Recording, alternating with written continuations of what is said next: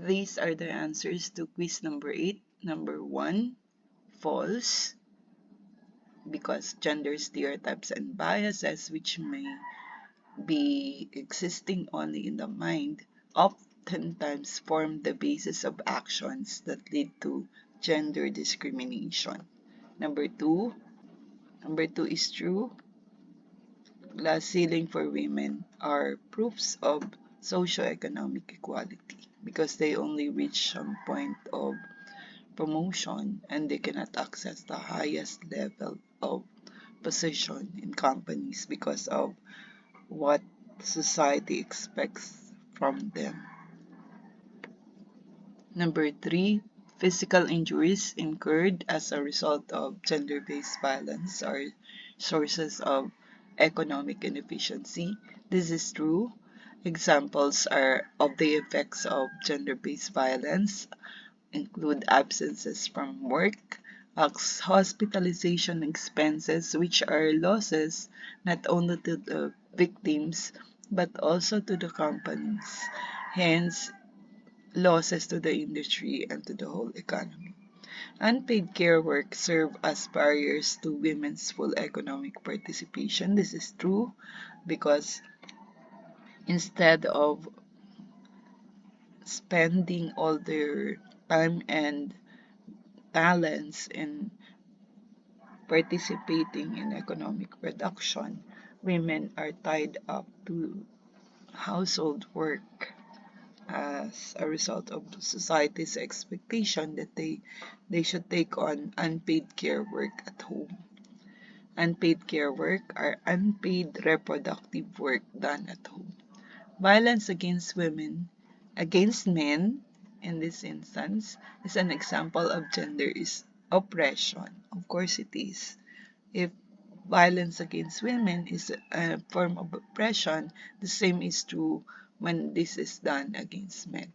Number 6, practical gender needs are those that are required in order to improve individual's position or status. This is false because practical gender needs are immediate or basic needs, and that those needs that serve to improve individual's position or status, such as education or training, are called strategic gender needs.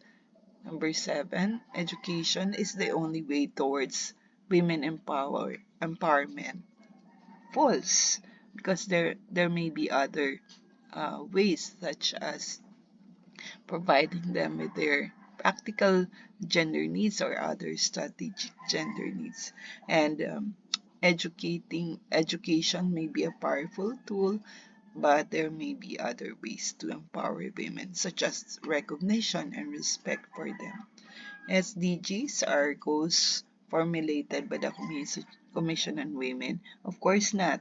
The SDGs, or the Sustainable Development Goals, came from the United Nations. Number 9, there are 24 SDGs. This is false. There are only 17. And those 17 goals are geared towards eradication or minimization of the effects of poverty all over the world and all those other concerns of development in many nations. Number 10, traditional assignment of different types of work are not related to gender equality. Of course, this is false. And this brings up your knowledge of the different types of work. There are three. These are productive work, or those paid work, unpaid care work or reproductive work done at home, and community work. Traditionally, reproductive work and community work are expected to be responsibilities of women, and they are still burdened with that responsibility, and this leads to their marginalization. They are not fully participating in the economy because they are prohibited by time and by opportunity. Okay. Number 11, human rights relate to gender and development. Through HRBI, we have learned about that. HRBA is a strategy in gender responsive development. This is true. HRB or the panel are related to the implementation of the Philippine GAD program. Yes, this is true. The the instruments for evaluating the government's level or extent of gender mainstreaming integrates the human rights-based principles of participation, accountability, non-discrimination, equality, empowerment, and legality. Number 13, principles of gender and development exclusively involve equality and discrimination only. This is false because there are other principles such as sustainability, respect for human rights, um, and participation, okay, and accountability. Number 14, jurisprudence means the powers of the court to decide cases. This is false. So we have to change this because the power of the court to decide cases is called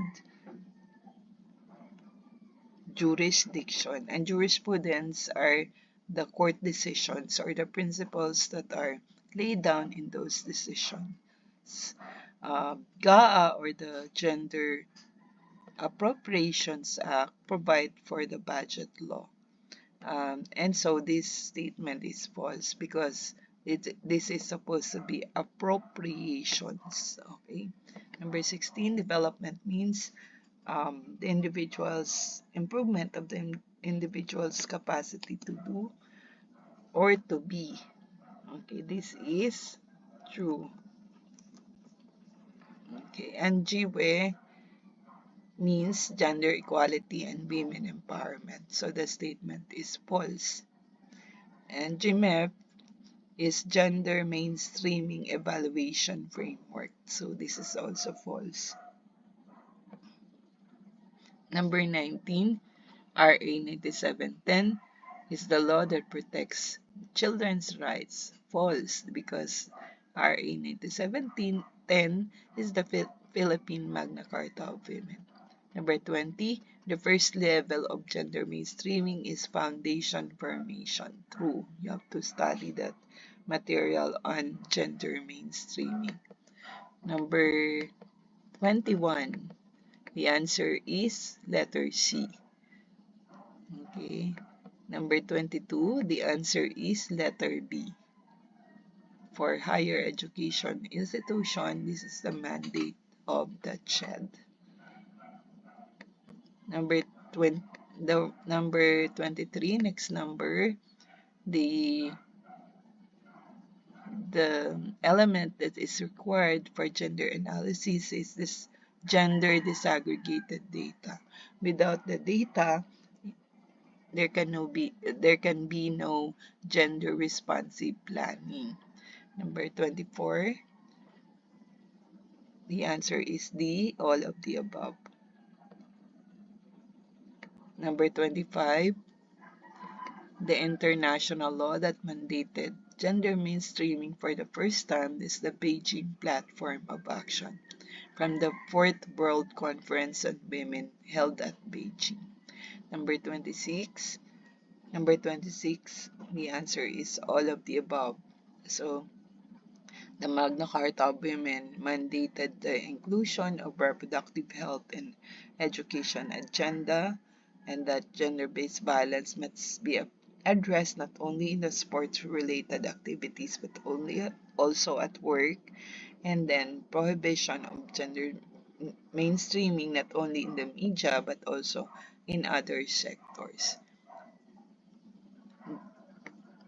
Which of the following is not a strategic mechanism for gender mainstreaming?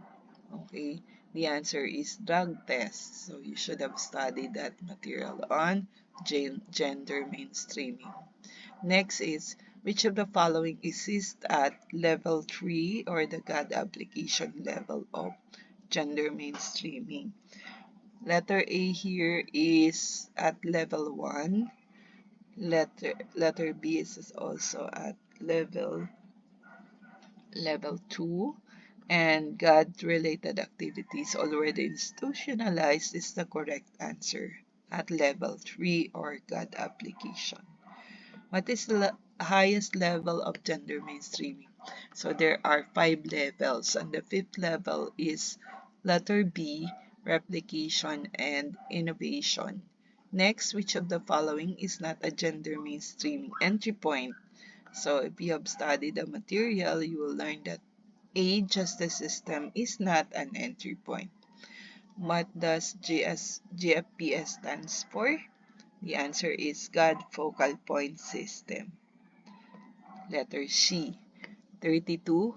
Which of the following is not a function of the GFPS? All of these are functions except letter A, which is to approve the God budget. This is a function of the agency head or the board of an institution such as the higher education institutions.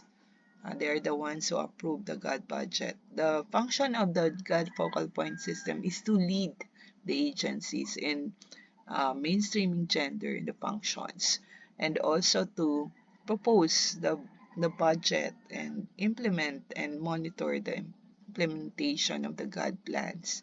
Number 33, which of the following is not true about God budget in the Philippines? Okay, so as you know, the Philippines is one of those countries which mandated a law that provides for God budget or gender and development budget. In the General Appropriations Act, it is mandated that at least 5% of the total agency budget should be allotted for activities and projects that address gender issues. And so, since the provision is at least 5%, letter A is also correct. So, the correct answer here is letter E. So, this ends our um, quiz number 8. So I hope that you will review the topic on gender mainstreaming, gender and development, and all those basic concepts and principles on gender. And so good luck with your final exam.